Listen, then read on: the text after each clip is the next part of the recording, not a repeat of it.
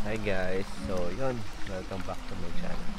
So this is Jason Lopez again. So after 3 hours of ride, so dito na kami sa riverfront.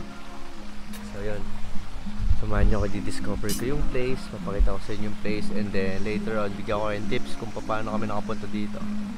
So yung kakarating na namin 3 hours ng ride from from Batangas pa kami galing. So yun, kakain muna kami. Let's go.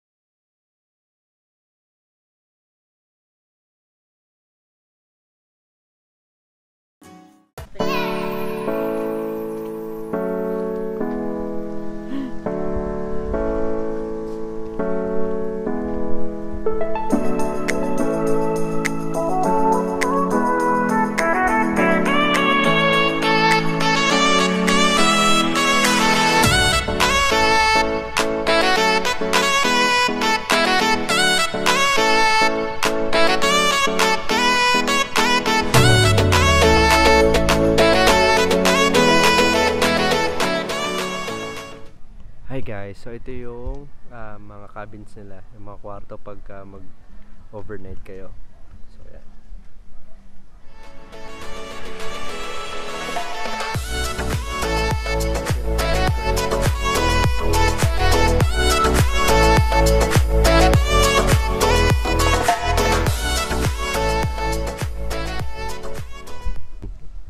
Ito yung mga rooms nila. So ito rin, yan o. Tapos may lamesa pa kayo sa labas. Talagang good for two. Romantic talaga dito pagka mag-stay kayo. So yan. Ito yun na yung palabas nung mga rooms. Ayan, lalabas tayo dito.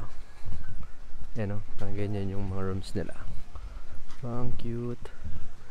May mas malaki pa dyan dun sa dulo. Weber family. Yung mga kubo, mag-stay kayo. And then, yun yung pool. So, ikot pa kami ng konti. Punta pa kami dun sa dulo. Discover namin yung ibang place.